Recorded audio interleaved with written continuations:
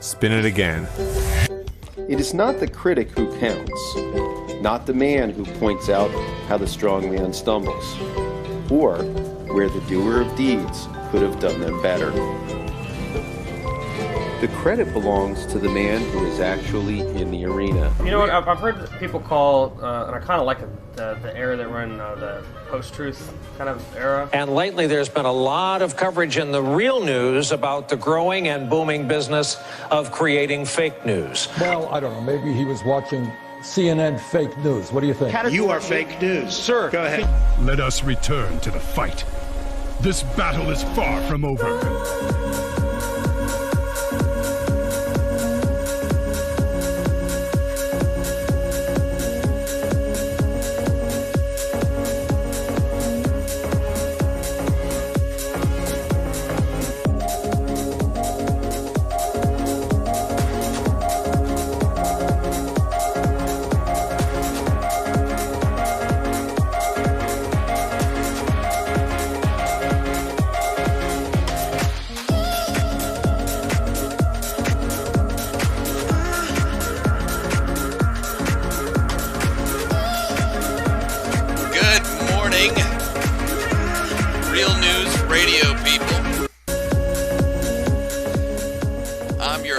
Shine Thompson, and I want to encourage you. You're probably at home. No one else is looking. Dance a little bit.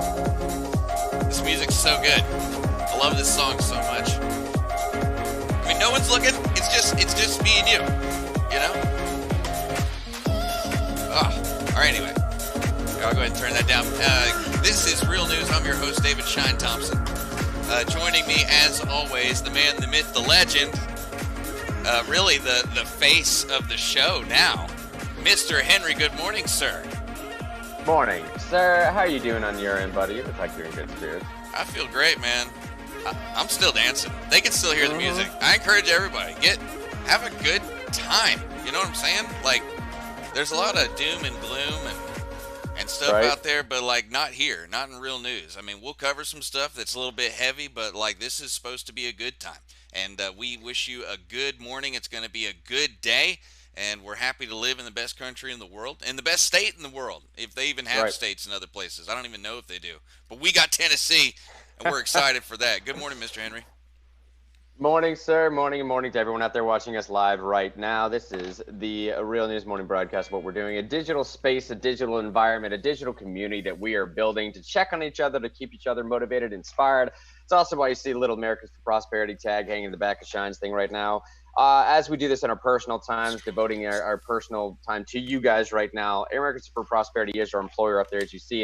And in the next couple of weeks here, like that's part of why we're going to be doing this digital community that we're creating is to give everyone opportunities to grow with each other, to mourn with each other, to deal with the situation with each other, to take action with each other, to try and influence some of the stuff that's going on, to try and make a change for the better future of what we're about to come out of as well. So, I mean, that's part of why we tag this stuff with the other work stuff that we have to do. Again, as our personal time here. You're seeing my buddy Shine here is throwing my show notes up in the show every single day. You can follow along. Come back later on, check that out for yourself. Any of these stories going over got those hyperlinks. I will say though, buddy, I'm a bit let down because I have all these beautiful bullet points that I put in there, and I italicize things and I bold certain things, and that just doesn't transfer the Facebook description. But maybe I'll make that Evernote link available for pretty much anybody. Maybe we could throw that at the top next day or something. Is Evernote public? I don't know. Would that be a public link? See, there's a way I could probably figure that out if I could. But either way, we're giving people like pretty much Grant's brain is being downloaded into the description every morning so you can follow along. He even puts in there the little like links to the videos that we're going to play and where he's starting them and stopping them. So, you know, basically you're seeing how to program a radio show. You know, everybody's doing how-to videos right now, like how to cook and how to DJ and how to do all that stuff, how to work out. We talked about that yesterday. Even one of our own listeners or viewers is doing that. But you can learn how to program a radio show. Check out the description of the Real News video. And that's a good way, too, in case you're catching us late, maybe. Maybe you jumped in late. You can see what you missed.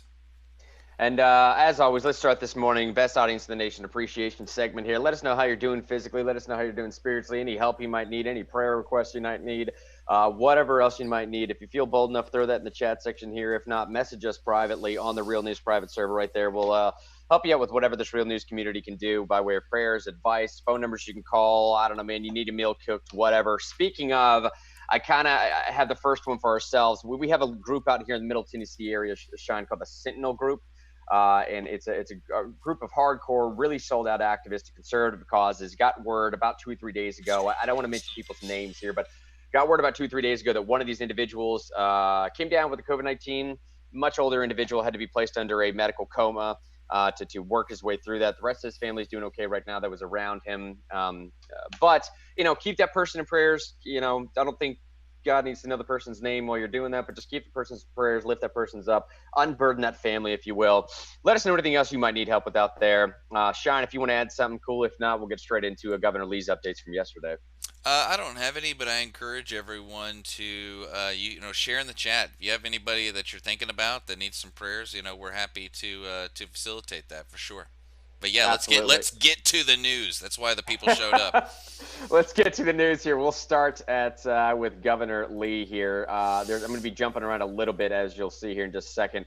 But let me see here, Shine. What we're going to start with is just some updates from Governor Lee, going over some of the just more statistical information. Shine, let me know during this clip if y'all can't hear anything properly. We'll get straight into this right now. It's the overview of what we'll be doing. We'll have a full slate. I'll get started. Today in our state, we have 2,239 confirmed cases of COVID-19.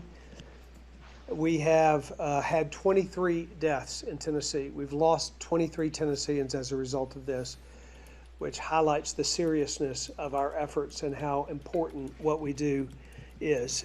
We have conducted 27,000 tests in our state. And that's a strong number per capita for our state. So I'm proud of that. We'll be talking about some of the numbers going forward. Testing is one of the most important ways that we can attack this COVID-19 epidemic. I want to talk just a minute about the statewide safer at home order that will go into effect tonight. All right, now real quick here, Shine, you heard the numbers that he just gave updates on, right? I think everyone heard those numbers and updates, and that was as of yesterday. So as of this morning, there may be different indications, and we'll get those numbers here in a second. I did want to jump, though, from what Governor Lee said here. This is part of the prep you get from the Real News side. Governor Lee said, okay, obviously these are the numbers we have of yesterday. You remember during some of these press conferences, if people have been following along, during some of these press conferences, Governor Lee has been asked on several occasions about the amount of information or maybe even specific information, statistical data that the state has not been passing along, right? Well, that's interesting. What they're not passing along. Yeah, what they're not passing along. Yeah, okay, exactly. Interesting. And Governor Lee did address that yesterday here in about minute 14, 30 seconds here, giving some of those updates. Okay, so you heard updates from yesterday about 2, 3 o'clock. That was the updates. Here's some of the other updates now that we're going to be hearing from the state side. Here's Governor Lee. Expansion to our services, we'd love to have your help. There was questions yesterday about the further release of data as we make a real attempt to provide as much transparency as possible to people in Tennessee around everything that is happening with COVID-19. We want you to have information. We think the more you know, the more you're able to help us engage in fighting this in your local community. So we will be releasing 3 new numbers in our daily reporting, negative results by county. We will be providing projected number of patients who have recovered from COVID-19, so it gives us a greater picture of who's actually still carrying the virus. And we will be providing deaths identified by county. Those 3 new additional pieces of information will be up and running by the end of the week, and Dr. Piercy can talk a little bit more about that. All right, so again, you heard him just give some updates there, Shine, as to the type of information we're going to be receiving. And I think some of that, buddy, I give you a chance to give your commentary here in just a second, but I think some of that is obviously coming from just wanting to match some of those national statistics that are coming around. And a little bit of it, too, is in Tennessee in particular, some people have had trouble following what the accurate numbers are because, say, local channels will report one thing and the state entities will report something different there.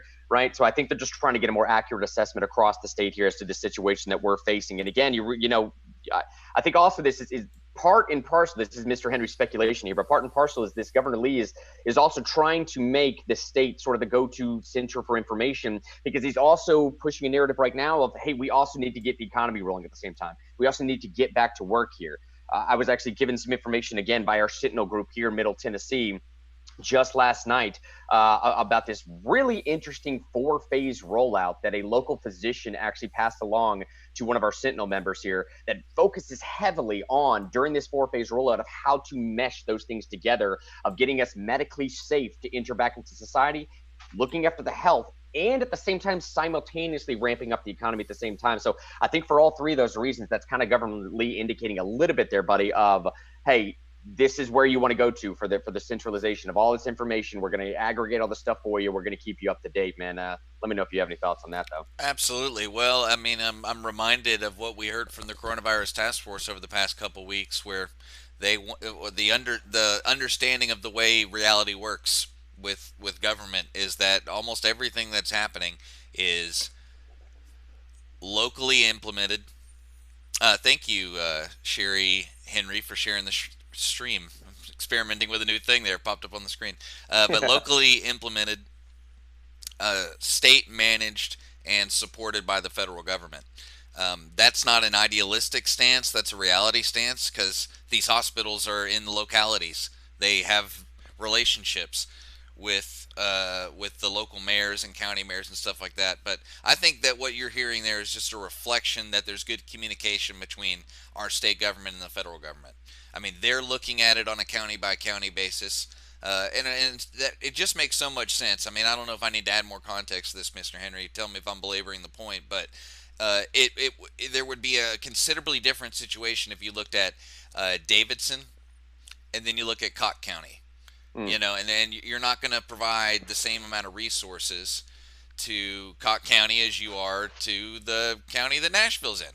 That's just reality right there, and I appreciate that. I don't know. I think the state's doing a great job.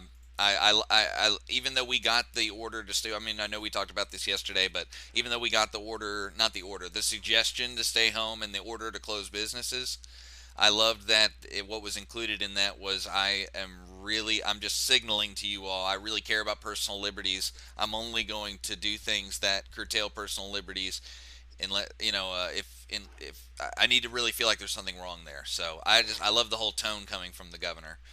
Well, and let me play one more portion here too, and it'll let me touch on at least one quick thing that we brought up yesterday's show about the ability and the urgency for industries to innovate during this particular time to get our economy back to where it needs to be, especially with the upcoming 2 weeks here, where you've heard Trump sort of signaling this idea of like we're going to be in for some sort of harrowing statistics, if you will. But here's Governor Lee just one more time real quick, about a minute or so.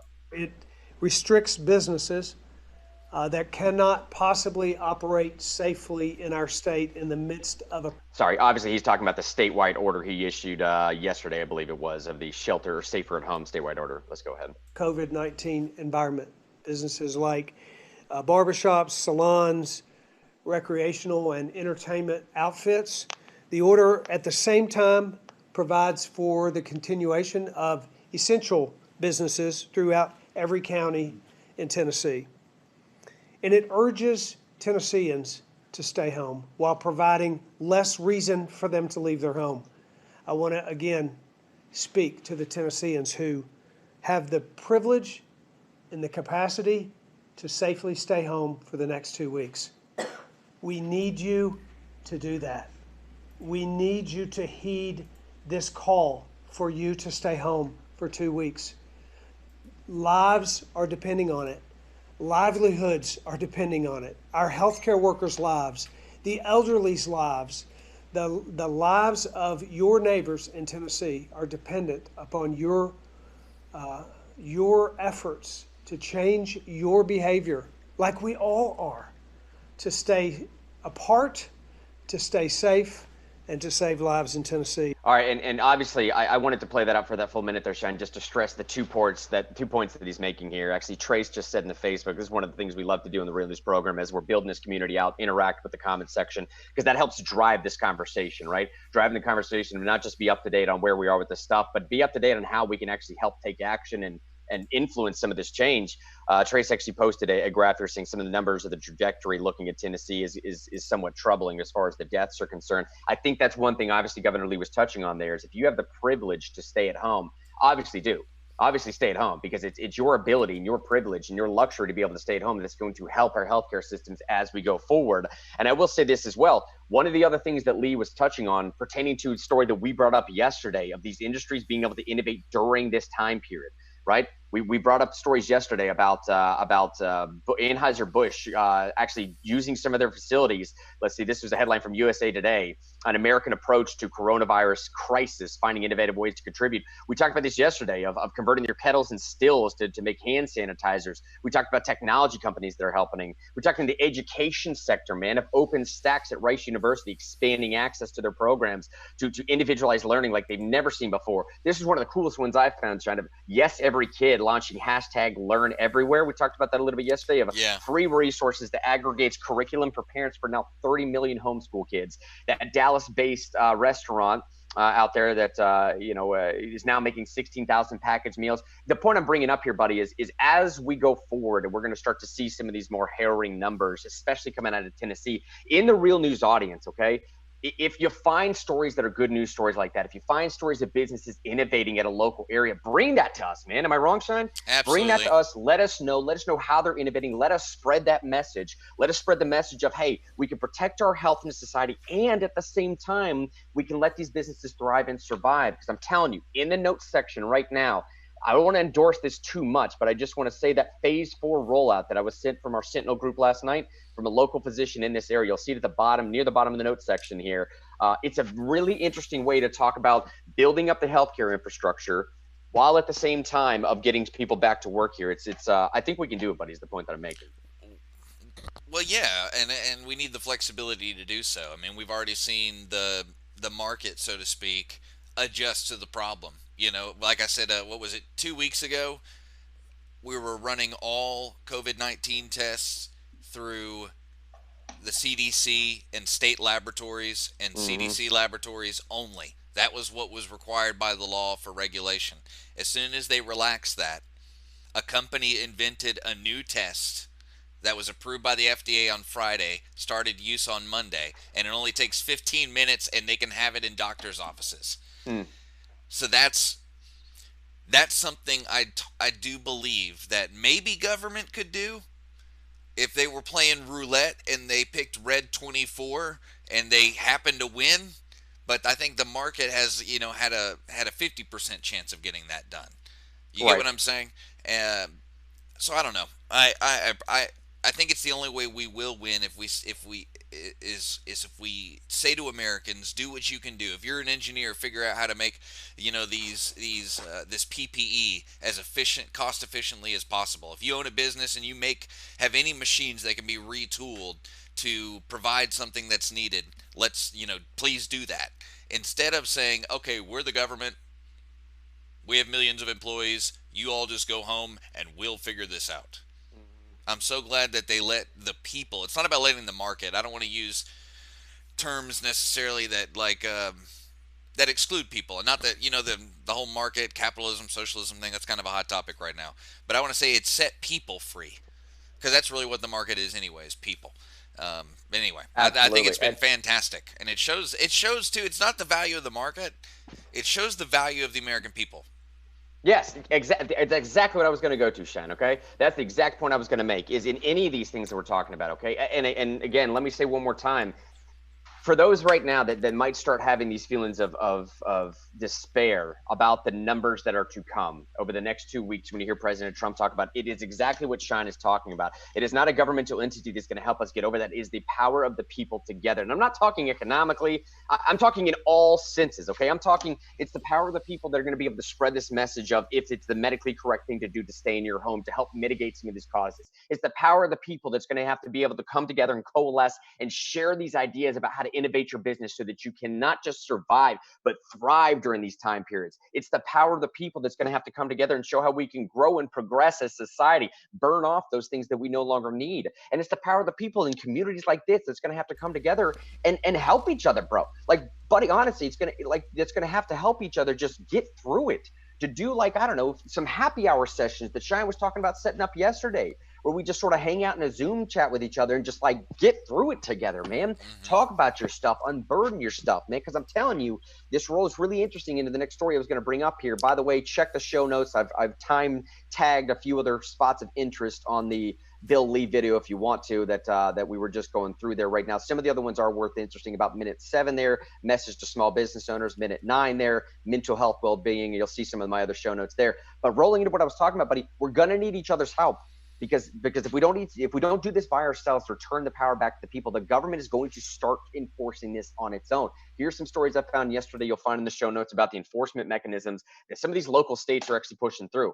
And I say local areas, I mean, because look, we'll start with Rhode Island. All right, headline here from the National Review: Rhode Island's governor sends National Guard out in a door-to-door search for New Yorkers. All right, in the face of a criticism from the ACLU. Hear that right, buddy. Here's another interesting thing that's going on during these times, believe it or not.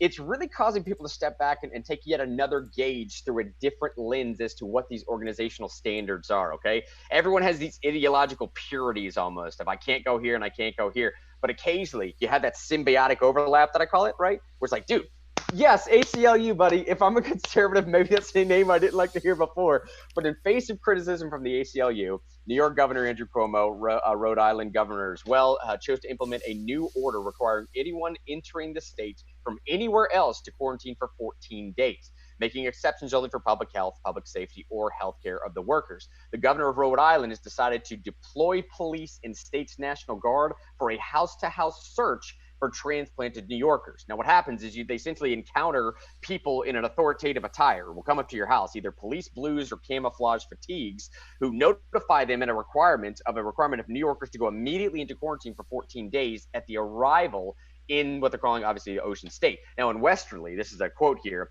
6 teams went, quote, driveway to driveway, as Westerly police chief put it, to identify cars, SUVs, and trucks with New York license plates. Then the duos, meaning one police officer and one member of the National Guard, would approach whoever was ever living inside of the house. Now, obviously, people have brought up this question of whether or not this violates the 1878 Posse Comitatus Act.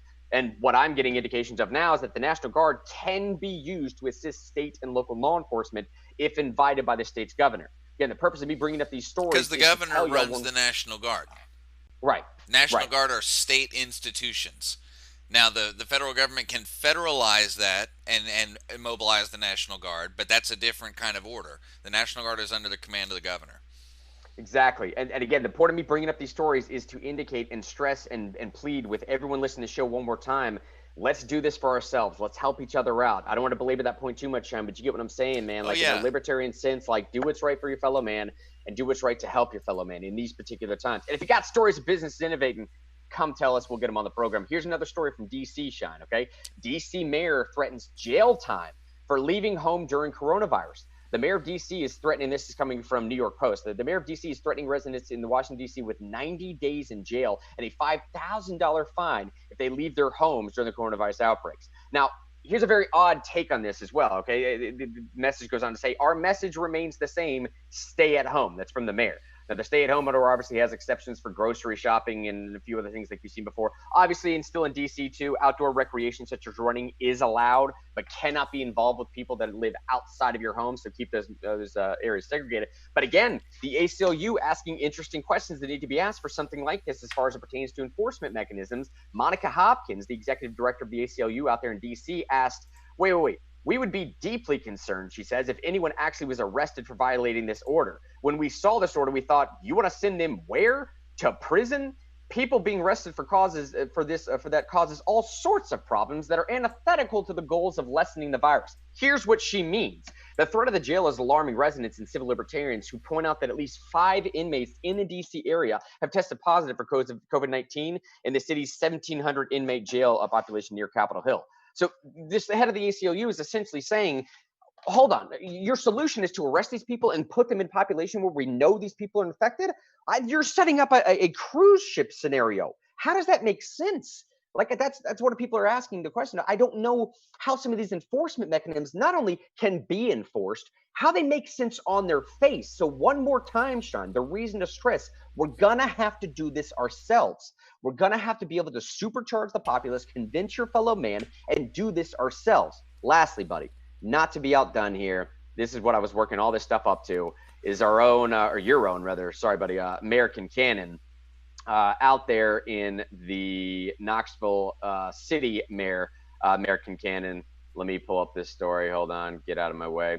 You're doing such a great job, Mr. Thanks, buddy. I don't know if y'all can see this, but I can't click on the things that are at the top of my screen. I want to thank James for sharing the stream.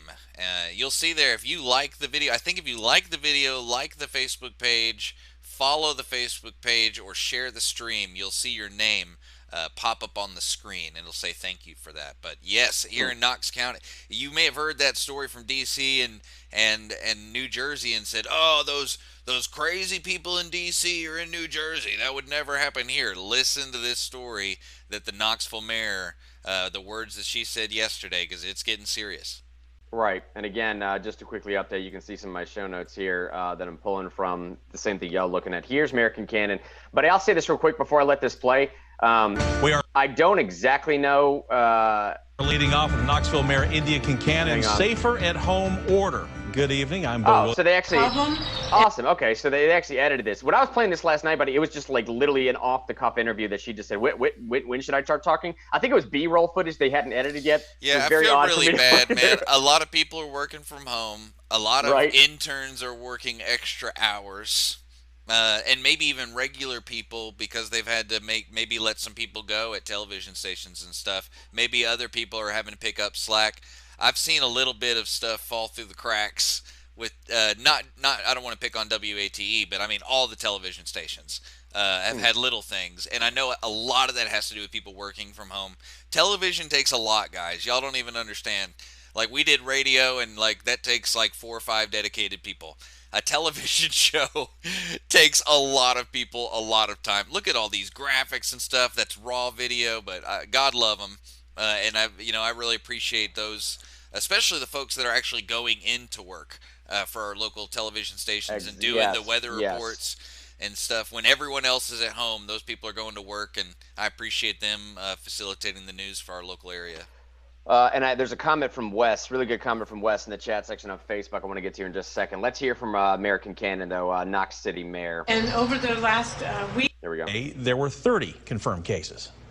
This is such a serious problem, and over the last week, Grant, people had a week to understand the nature of the order. There you go. I was going to say we couldn't see her. Yep. Yeah, I got you. And many people have, but over the weekend it became clear that a lot of people were not taking this seriously. The new order gives City of Knoxville employees who have enforcement and regulatory authority the ability now to take corrective action against people violating safer at home orders in the city limits. This including Knoxville police officers, codes enforcement officers, parks and rec employees, and fire inspectors. Cannot possibly comply with this, and so they're not subject to being issued for violations. However, we want to take care of the health of our homeless neighbors as well. So we're in the process of working with community partners, Metro Drug Coalition, Volunteer Ministry Center, and the Health Department to find a place. We have a place, and we're going to be announcing details probably tomorrow about where this is going to be and how homeless neighbors who have been tested and need to be quarantined while they await the results will have a place to do so. Yeah, and obviously what you heard her responding to there, not obviously, this is from my prep last night, what you heard her responding to there was actually a question asking where does this legal authority come from, right? Obviously what you heard her just saying that this is regulatory authority and corrective action she's taking within city limits is going to begin Wednesday, April 1st. This order that she says gives the City of Knoxville employees who have enforcement and regulatory authority the ability to take corrective action within Knoxville city limits against those violating safer at home orders. This is released from her department. And I will say, man, the B-roll footage was much better as far as I was concerned that I was prepping from last night. I mean, just to see the pure outright answers there that weren't actually, spliced together in this way, it was really interesting to see because, quite frankly, between you and me, there's a bit of difficulty she had in answering questions like what happens to violators. That's what you heard her just answer a second ago. Where's the legal authority come from? Right? There's ways she gets around it, but especially when she was asked what happens to violators, the answer was something to the effect of like, well, it's sort of just like a cautionary tale at this point. Right? It's sort of just a thing where, I don't know if it's an aspect of public shaming or what that particularly means, but it's sort of law enforcement because they're wearing sort of the authority idea that gives that authoritative stance of what they're dressed in. If a police officer is telling you they're doing something, there's sort of order or directive or mandate behind that. So I guess that's what happens to violators. Right. And I guess that's what she's saying is like nothing more than just a police officer telling you to do it. Let me tell you what I heard. You don't want to find out the answer to that question. That's what I heard from India Kincannon is don't be the person that finds out the answer to that question. I don't know if we're still, something I don't know is if we've shut down the courts here in Knox City. I know lots of municipalities have shut down their courts. But I can tell you right now, you don't want to be arrested in a place where they're not holding session court. Right? You don't want to be arrested and not know when you're going to be arraigned, right? I mean, Mr. Henry, you have the training on this. This would be the absolute, I'm no lawyer, and I don't claim to be a lawyer, but I can give you this advice. This is the worst time ever to get arrested, ever, right? Because you're endangering, theoretically, if you're doing something to get arrested for this, you might be harming your friends and neighbors. Second of all, thank you, by the way, Veronica, for sharing the stream. You also are going to increase your likelihood of getting the virus, right? Because you're going to be put in a closed space, a jail. Thank you, Deborah, for liking the stream. A closed space with central heating and air where all the moisture is shared and the air is shared, so you'll probably get coronavirus. And then the last part is you don't know when you're getting out. Considering, and here's what I'm wondering, Mr. Henry, is when mayors, governors, and maybe even our own federal government, when the standard answer, and it'll be in the next couple of weeks, Mr. Henry, to all these questions is going to be, well, this is an emergency. Right. We're operating, this is not, they don't have regulatory authority. They don't want to say, they're just, she's being real careful there. What she has is emergency authority. And I'm assuming she's using the authority of the governor, basically. The governor's authority of declaring an emergency. I think, because I don't think the city can declare one. But, during these times when things are not normal, it kind of goes back to law of the jungle a little bit. By the way, thank you, Josh, for liking the stream. Smash like, everybody. It helps. We're trying to build this community so we can all hang out every morning and have a good time. But like it and share it if you can. But it's very interesting. I think you're going to see people say the reason we're doing these things is not because of previous legal framework. We're doing all this stuff because it's an emergency. Yeah, that's the real answer. That's the honest answer. That's actually what I was highlighting while you were talking there, buddy. Was that it was actually a quote on the New York Post article about what's going on in D.C. One of the critiques that Monica Hopkins, the executive director of ACLU, had for, say, 90 days in jail or a $5,000 fine as to what's being proposed in D.C. One of her exact critiques was just what you were saying. I'm quoting here from the article, what I highlighted a second ago, if y'all couldn't read it, was saying because D.C. courts are operating in a limited capacity due to the virus, it's unclear when arrested people would be able to be released. I mean, it's like, it's a crazy situation that would be created. And again, yet one more time, broken record style here, buddy, yet one more time pointing to the need for us to be able to do this for ourselves, by ourselves, coalesce together, get it right, y'all. Just get it right for ourselves right now. And again, we got a couple more people that are watching live with us. If you're new jumping in, let me make one more appeal. Not just the legal side of this, correct, buddy? Not just the medical side to look out for your fellow man. If you know businesses that are innovating during this time, we're about to come up on the back end of an economic crisis as soon as we get out of the health crisis, y'all. If we can help figure out some mitigating factors for the economic concern as well as we're going into the peak and the crest of the health concerns right now, I'm telling you, right? Like, these are the things we need to be focusing on. These are the things we need to be talking about. If you have businesses out there right now that are struggling, that are hurting, that are trying to find ways to innovate, get that message to both of us. Get that message to me and Shine. We'll try and figure out ways to get you on here. If you want to join us for some happy hour stuff, we'll help you get through this together. We're going to be putting that stuff together too. Yeah, let me, Mr. Henry, let's take a short, we've been going about 30 minutes and want to pull back because we could get people all riled up as we continue to talk about this news because it is serious news. But I'm going to just throw in a little commercial here along with a little fun. I want to thank our sponsor, Americans for Prosperity. I do want to give a little legal disclaimer that Americans for Prosperity has not given us any money for this broadcast, or is this a commercial broadcast? Right. Just want to throw that out, but we do appreciate them for continuing to employ us. But in that vein, I want to give you all kind of this is a new segment here, a little weather report, but it's not weather since you all live in different places. It's not weather as you would think of it. I'm going to start giving everybody the internet weather report, Mr. Henry. I'm pulling this information from downdetector.com. You can follow along there. I'm going to let you know what services and websites are doing well with their internet speed or experiencing high traffic. You know, people report that stuff all day long.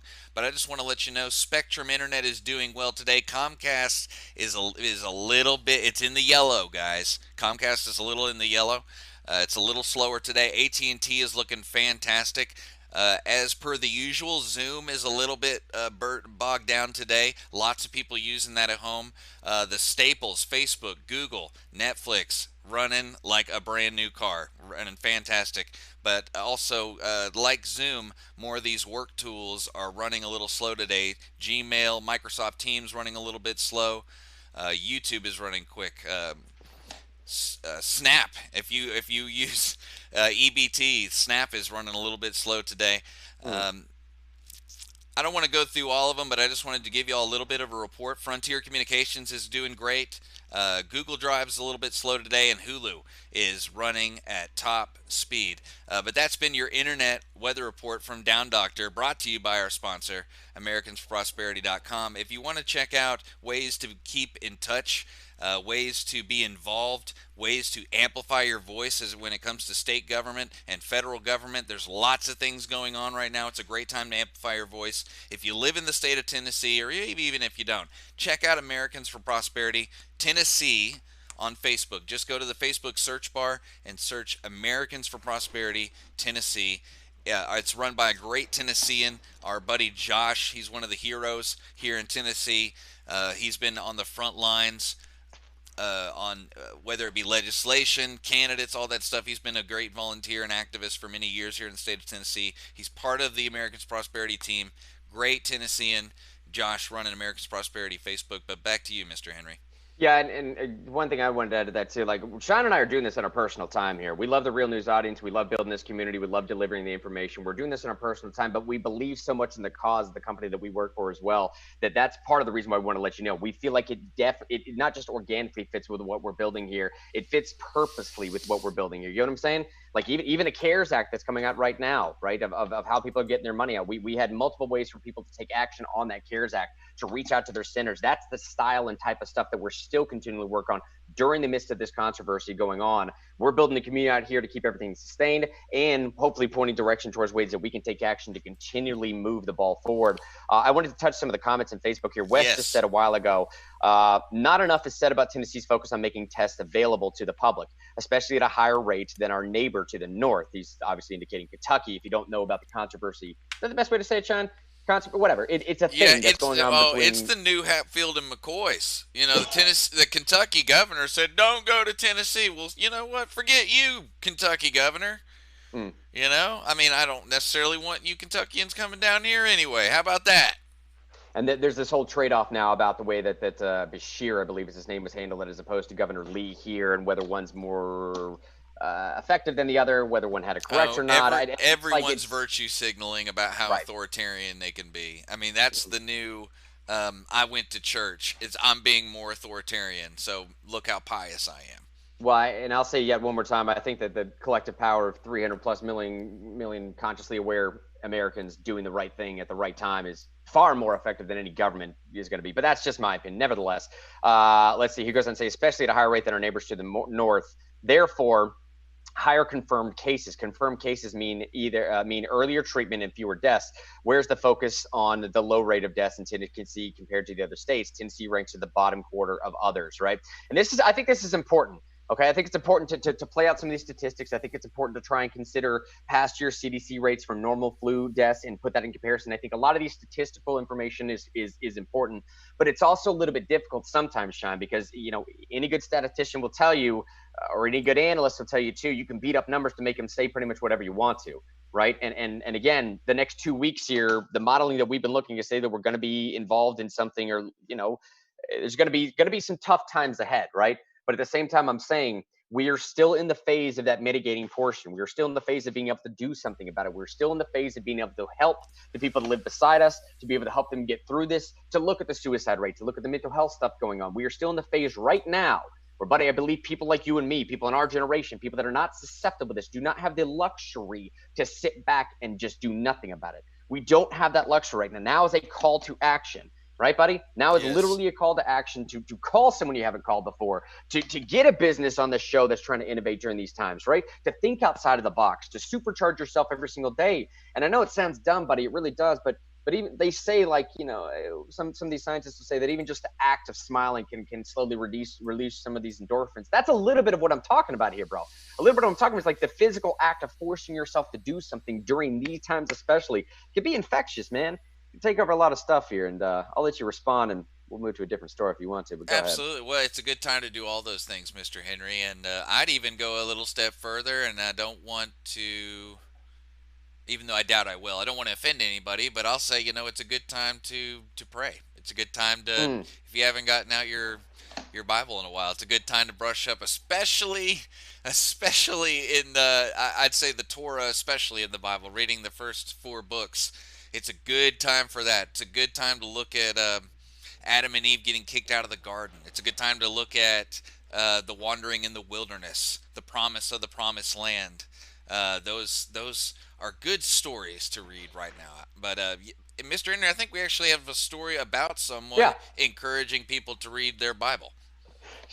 That is how beautiful you and I work together, buddy. That wasn't on purpose. That was totally coincidental.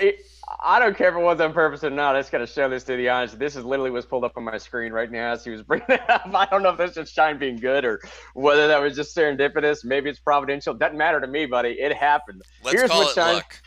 Let's call it luck. Or maybe just call it Shine being that good. Here's what we're talking about. This is the CEO from My Pillow. This you is know him, you love him. You probably have one. Your grandma does for sure. She has one. Right. This guy who single-handedly funds Fox News. Love that guy. That's a limit, sir. Here is the CEO from My Pillow. Now I wrote something off the cuff, if I can read this. Okay. God gave us grace on November 8, 2016 to change the course we were on. God had been taken out of our schools and lives. A nation had turned its back on God. And I encourage you to use this time at home to get back in the Word, read our Bibles, and spend time with our families. Our president gave us so much hope where just a few short months ago, we had the best economy, the lowest unemployment, and wages going up.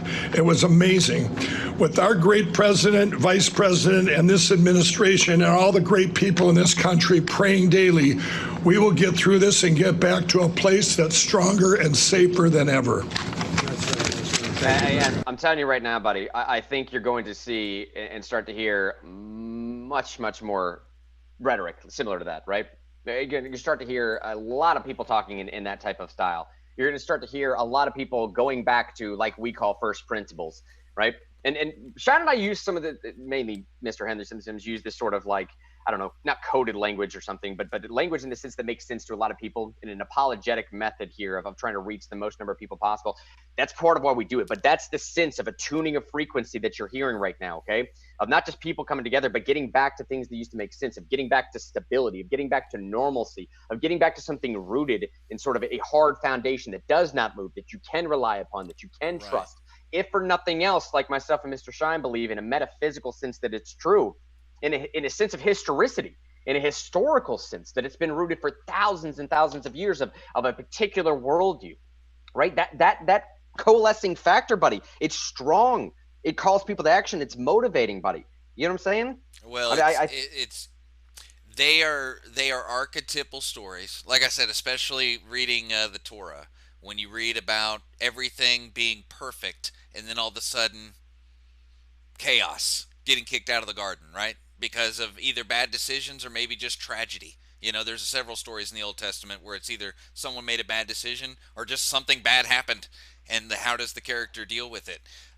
Even the leaving Egypt and going to the Promised Land. Sometimes they're really powerful archetypal stories because it's stuff that is often repeated. I mean, how often are we in a place of comfort that we feel like everything is perfect, and then chaos enters, and we feel like we've dropped into the underworld and have to crawl out of it, and you don't get to just walk from the underworld straight into the promised land. Sometimes you got to go 40 years in the wilderness, right? So I mean, there's a lot of patterns in there. Maybe that's the best word to use. There's patterns in there that can either give you hope or even just insight on the location in where you're at in your life, especially in the Torah. And when I say the Torah, I mean Genesis through Deuteronomy. Like Leviticus is becoming one of my favorite books, mostly because of the situation we're in. Like, we're in the wilderness. Right. Right. And what were they doing in? And I don't know what. This is becoming a Bible study thing, but what were they doing in Leviticus? They were setting things up for the first time. They were basically building their culture from scratch, and not doing a great job, may I add. Stumbling through it and failing and figuring it out, and it would be hundreds of years. Maybe I think it's a little over 1,000 years until King David from that point, where they reach kind of the pinnacle. So that's a long time. But because we have the benefit of reading it as a story, you can see that pattern, and you can see that we're in this place of wilderness, and we need to do what we can to build those things that will last, so that in the future our children and grandchildren can have a David/Solomon moment down the line, so that we can reach a cultural peak based on the changes that are being made right now. So that's kind of not just Bible story, bringing it back to what the whole thing we're talking about, Mr. Henry, is this may be the wilderness, but we need to look at what we're discarding, what we're building, and then push that vision off into the future, so that one day we can have this beautiful, temple that God lives in, that kind of cultural peak. Which we're all, we've had that, and we're going to have it again. This is America, and like this situation showed how everyone rises to the occasion. And I don't know, probably droned on a little too long there, but no, man, no, absolutely not. I think it's completely worthwhile, and I think it's exactly where we are. It's the time to find that Devar in the midbar, right? It's time to find that objective truth while you're stuck in the wilderness. While we're trying to be led through this thing, we're about to enter a couple weeks here of some really, really dire headlines, buddy. And that's what I'm saying. Like, people are in desperation period for hope.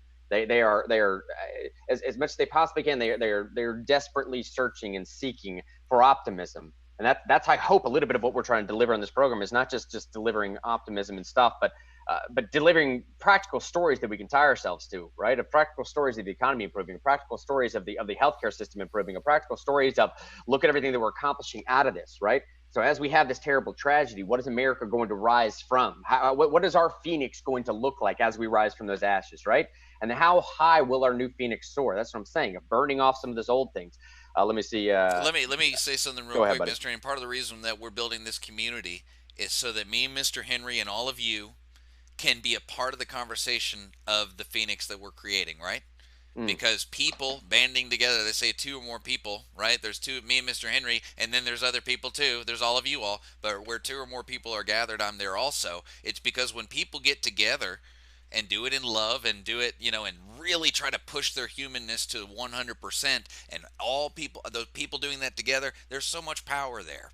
Yes. And we want to help you be a part of the conversation of how we rebuild this world.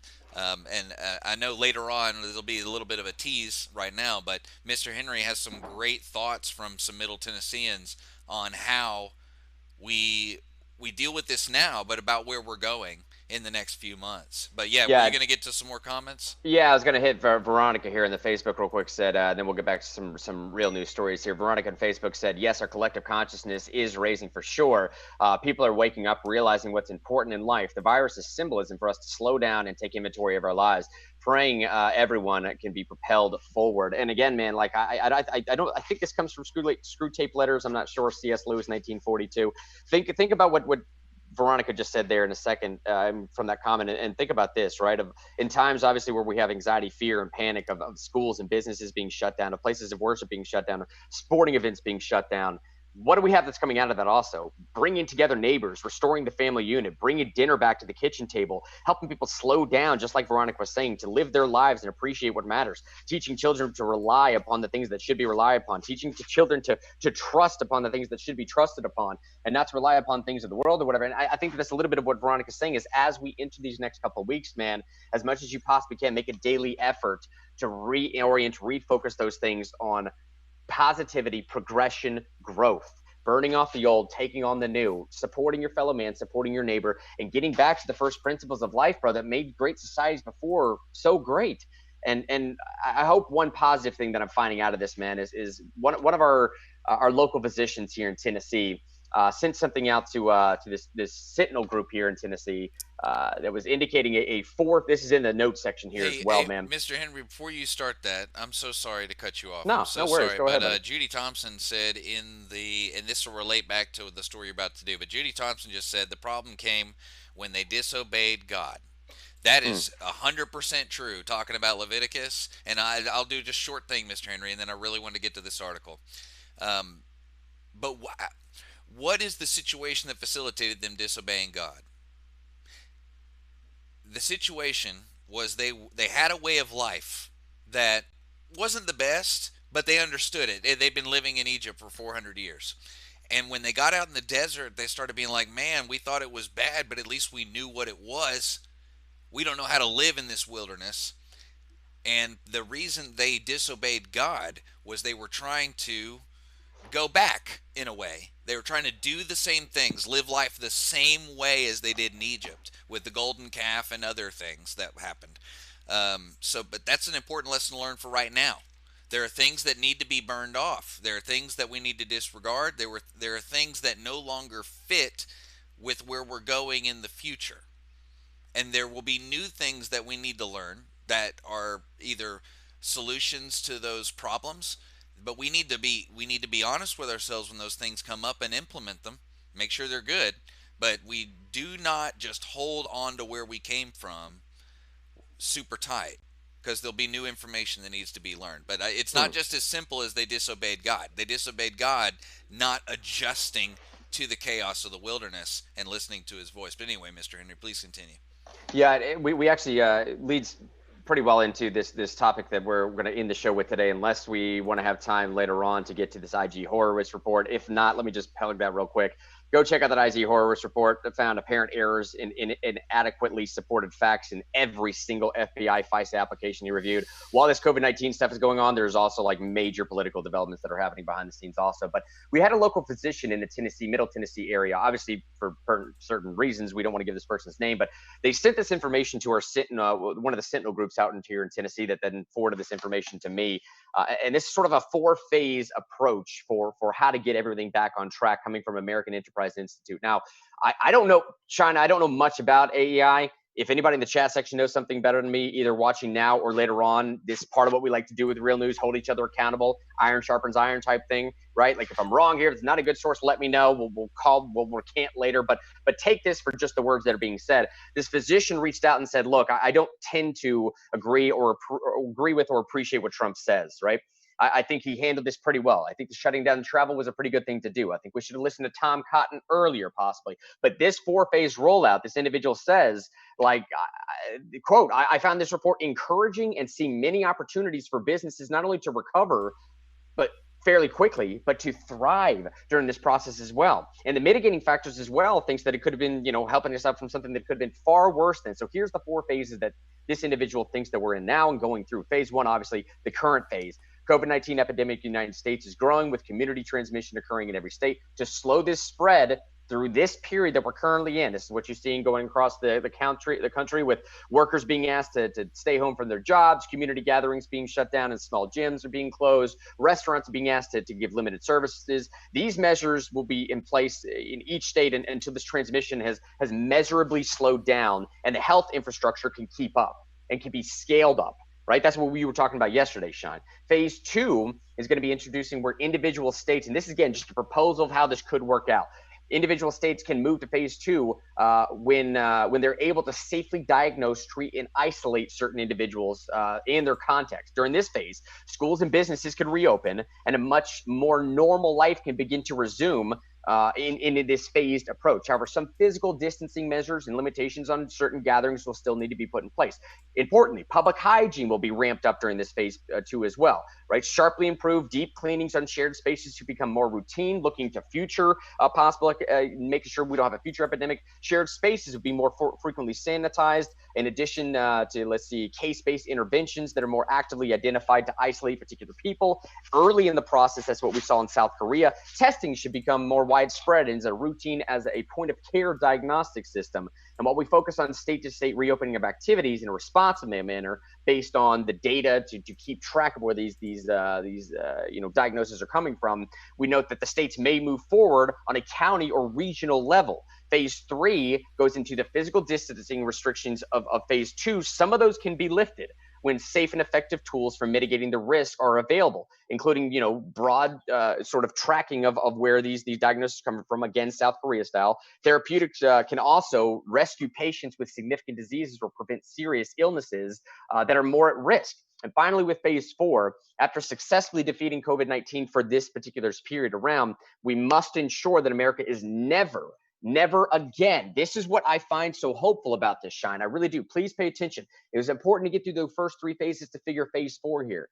After successfully defeating COVID-19 now, we must ensure that America is never again unprepared to face a new infectious disease threat. This will require investment into research and development initiatives, right? Expansion of the public health, expanding the healthcare and systems and healthcare infrastructure, new innovative ways to approach the healthcare system and the workforce, clear governance structures to execute strong preparedness plans. Properly implemented, the steps described here also help provide the foundation for containing the damage of future pathogens. So the idea I got from all that, it was a little bit long-winded, buddy, but the idea I got from all that is essentially 4 phases to help mitigate what we currently have, quickly roll into getting the economy back up to shape, and by phase 4, making sure that there's this massive investment into the healthcare program, into the healthcare with Americans. We're already spending more than any other country out there, coupled with the lack of restrictions we have going on right now. Getting rid of certificate need, I would hope. Getting nurse practitioners a little bit more availability to practice. A lot of things we've been talking about that are seeing working right now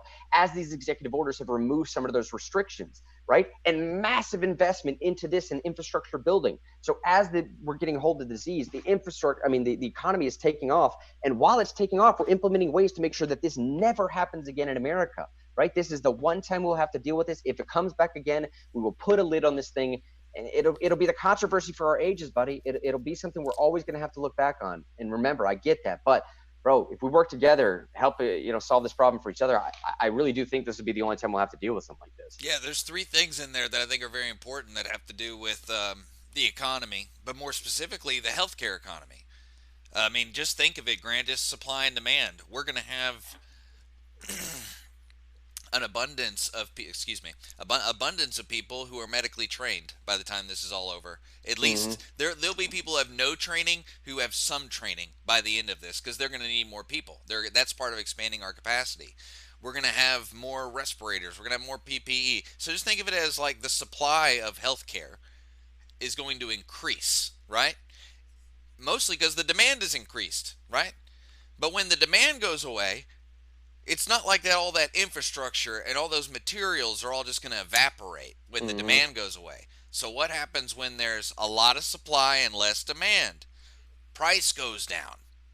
So that's one factor. One factor is I think that overall healthcare costs will go down, not from a regulatory standpoint, but in an actual real standpoint, because there'll be more doctors, there'll be more hospitals, more stuff. There'll be more medically related stuff for people to use, more supply.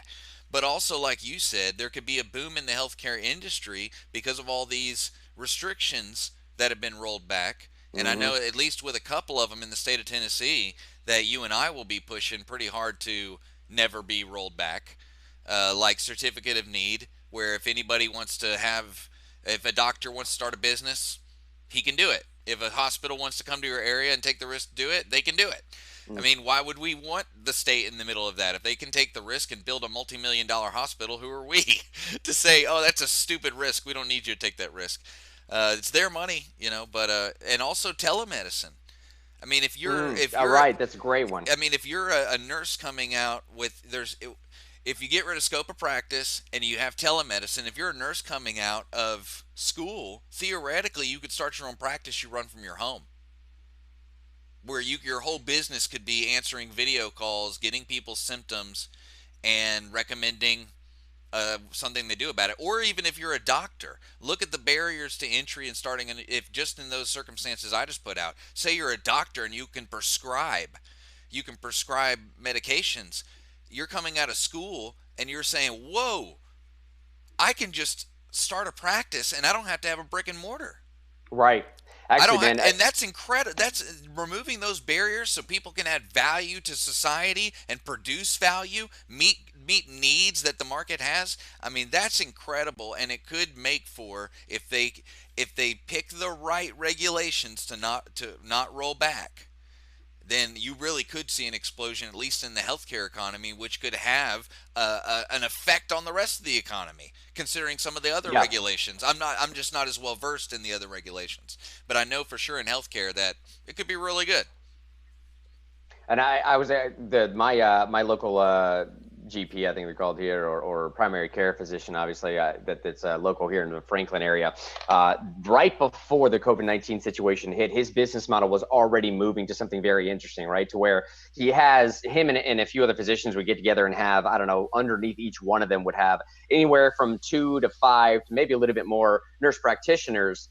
Professional nurse practitioners, I think is the correct term. Don't quote me on that. But they would have these nurse practitioners that would operate underneath them, and they would just send these nurse practitioners out to do home visits, right? I assume they would gather the information, the intel, and then come back and sort of synthesize it through the filter of the physicians themselves. So that was already a business model that he was moving towards, and he was thinking about and setting up to implement a telemedicine system with that.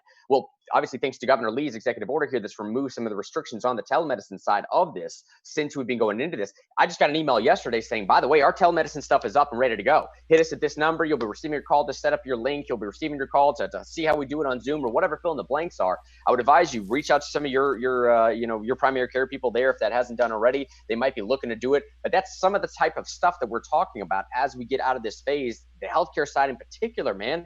I mean, dude, we've had a problem with healthcare in this country for as long as I've been alive. That's been a major point of conversation, for 20 right? years. It's been longer than that. I'd say even in the 90s, you had Hillary Clinton talking about a solution being socialized. They've been talking about single payer since the 90s as a solution to America's healthcare problem. I mean, it's been a 30-year debate, and even though with all this chaos and I don't want to trivialize anyone who dies from this because every life is precious, but even though there's a lot of tragedy, a lot of chaos, this chaos may end up creating order to a problem we could not solve without the chaos. How weird is that? And that's why I said you need to be reading your Bible, because life is full of paradoxes like that. And even like Mr. Henry said, even if you're not down with the metaphysical claims, the patterns are still there to be explored.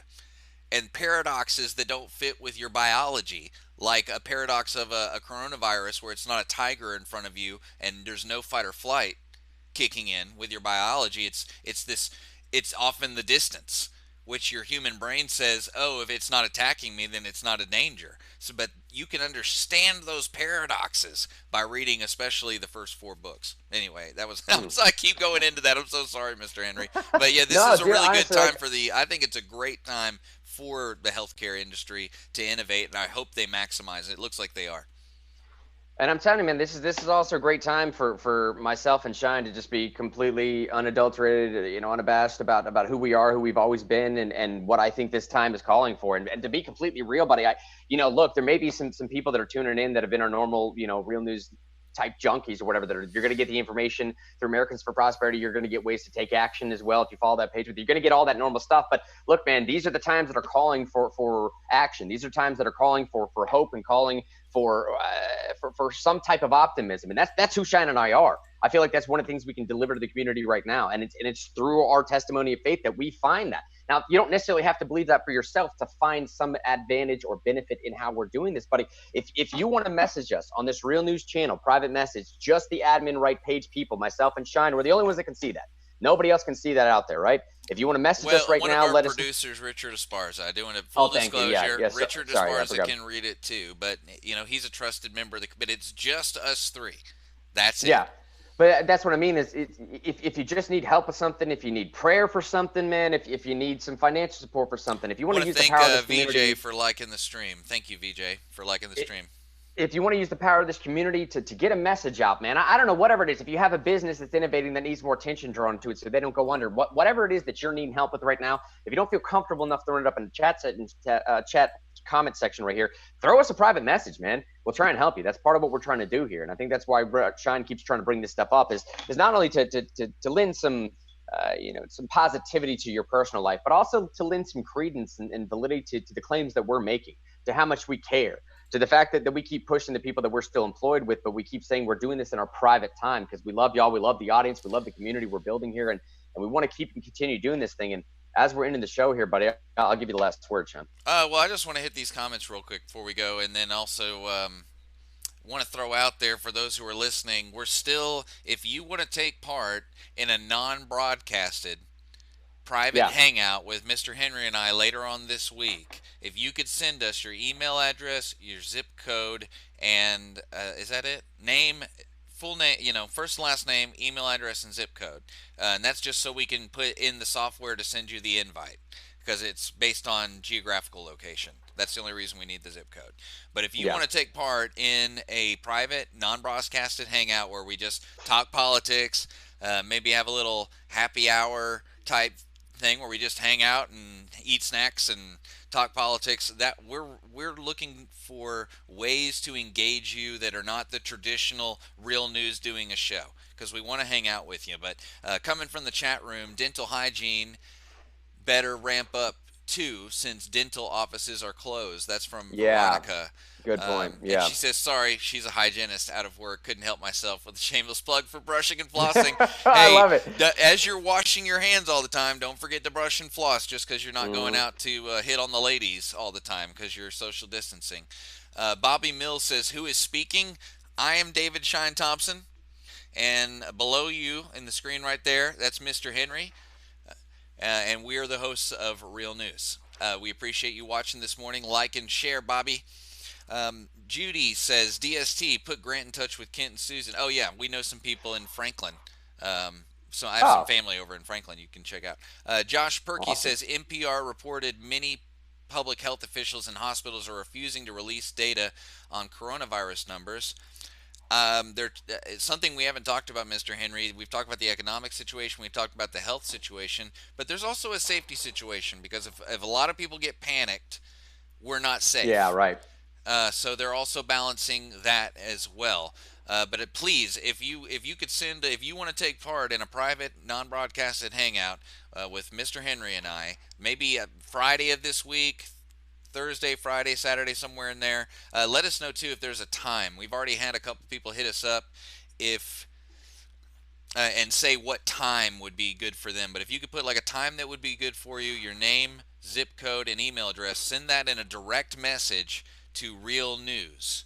I think we have 4 or 5 people that sent us one yesterday, maybe 3 or 4. So yeah, we're getting a good little build up, man. For, like Shine said, doing this possibly towards the end of this week, maybe over the weekend or something like that. But we want to put this together for y'all. We want to give everyone time to just sort of like hang out and get to know each other and get to know Grant as opposed to Mr. Henry, right? Exactly. Get to know the actual person as opposed to persona. Get to know Shine without the sunglasses. Get to know David, right? Like just hang out, like get to know who we are, and just like I said, man, build that community a little bit more. I don't know. We're just trying to find innovative ways to increase our own business model. Like I guess a little bit of building this stuff with y'all and I don't know, coming into building a family with y'all too, buddy. But absolutely. Well, hey, just keep an eye on the Real News Facebook page. We'll probably be doing some kind of watch party this afternoon where you can jump in the chat and there'll be good information in the video feed for you. But thank you so much. Oh wow! I didn't know we had closed captions. John Adams in the chat just said I didn't know the captions could keep up with the fastest mouth in the South. Mr. Henry. Actually, hey, let me address that too, okay? Because yes, John was our station manager when we were doing Real News on 92.3 FM, AM 760. Fantastic programming out there in the Knoxville, Tennessee area, by the way. If you're into talk radio, check that out if you're in the bandwidth. It's awesome. I will say, anyone that's listening now, I realize how quickly I talk. It's something I'm trying to work on, and as much as I say that, I get worse as the days go by. I tend to speak quicker the day before. I try and tell people maybe they should listen faster. It doesn't work. I get it. I know it's a problem. I will say, Mr. Adams, though, I'm pretty sure what you're seeing as your closed captioning is coming from that new Google Translate technology. And I've tested this out on my new Pixel 4 Shine. I cannot speak quick enough for it to not keep up. Like, it just does it. I finally found some AI. You're only the fastest mouth in the South. I'm sure there's faster mouths in other places. So they got to keep up with everybody. They got, it's Google. But that's right, buddy. But I'm going to go ahead and start the music here. Mr. Henry, maybe tomorrow I would like to spend a little bit more time talking about some like international stuff and national stuff. Even though I love the local stuff, we're going to continue to always bring you local news. But there's a lot of things going on with China that we need to talk about maybe tomorrow. We'll be posting some articles on the Real News Facebook page. Remember to check out Americans Prosperity Tennessee. This has been Real News. We'll be back tomorrow at 10 a.m. I'm your host, David Shine Thompson. For Mr. Henry, for all of you, we love you. We'll be back tomorrow morning with news, commentary, and friendship. This has been Real News.